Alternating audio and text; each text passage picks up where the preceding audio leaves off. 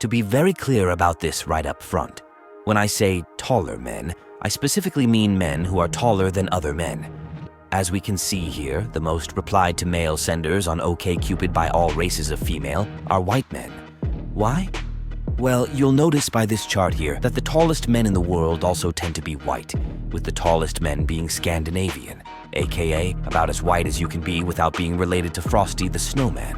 And before anyone brings up the NBA, allow me to take your objection and return it to you with the observations that A, 17% of the players are white, B, according to Google, the average black man is 5'9", not 6'7", and C, most Norwegian men aren't Hafthor Bjornsson either. But in all seriousness, I'm not trying to make this into a race issue, but I am trying to make the point that across all races, all cultures, all ethnicities and backgrounds, women universally prefer men who are tall, well-built, broad-shouldered, and with a cinder-block jawline. A fact you can easily observe for yourself by casually Google searching for romance novel covers, or just any romance material specifically aimed at women. Here's just a few of the very first results of when I did it. Or you can scroll on YouTube for girls' reactions to seeing any of the big superhero actors shirtless. But really, you need look no further than the two most prominent and profitable examples, not just in romance or erotica, but in all of fiction period. Now, obviously, you don't have to have lived in the adult world for very long to know why the GigaChad meme is a thing. But why, you may wonder, is height specifically a part of that equation? Sure, we all know that on a biological level, women want a protector and a provider, but why shouldn't a guy who's 5'8" and jacked be just as attractive as a 6'6" Chris Hemsworth?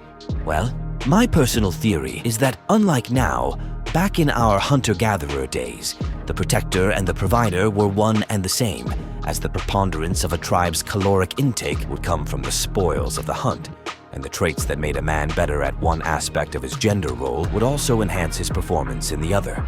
Long legs and arms paired with broad shoulders and narrow pelvis meant that he could run faster and throw further. As well, being taller and having visibly bigger muscles made him more intimidating, meaning that he wouldn't have to resort to violence nearly as often to get his way with other males. Think about it. Which of these two guys would you least want to get in a boxing match with just at a glance? And the same thing goes for wild animals too.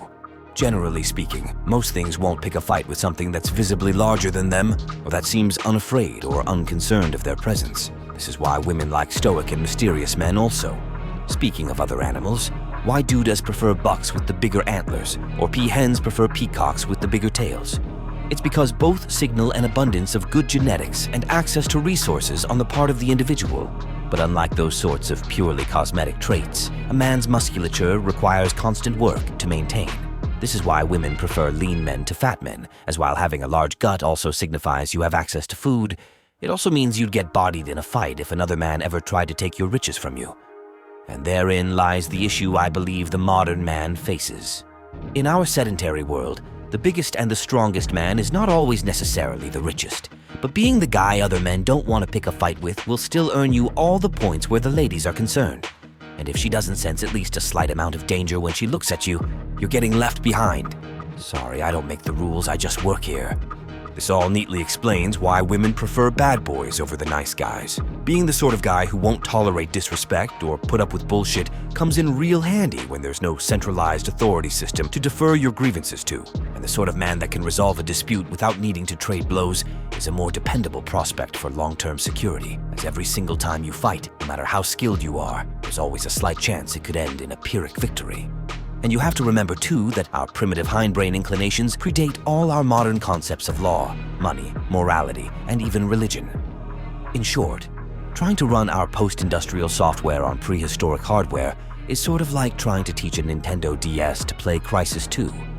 Women like men who are tall, broad, lean, and mean because they don't want to hook their wagon to a lame or timid horse that's going to buck them off and bolt at the first sign of trouble, or who's going to die or get crippled in a needless fight over his chronic SDS, small dog syndrome or small dick syndrome, depending on what corner of the internet you're on. In any case, that's my 2 cents on this matter for whatever it's worth. Let me know your thoughts in the usual ways down in the usual places. And while you're there, don't forget to hit the like and subscribe button. Consider becoming a channel member, or check out my books on Amazon if you like what I do and feel like tossing me a bone. And until next time, stay safe, stay sane, and remember, anyone trying to sell you a dream is trying to put you to sleep. Peace be upon you.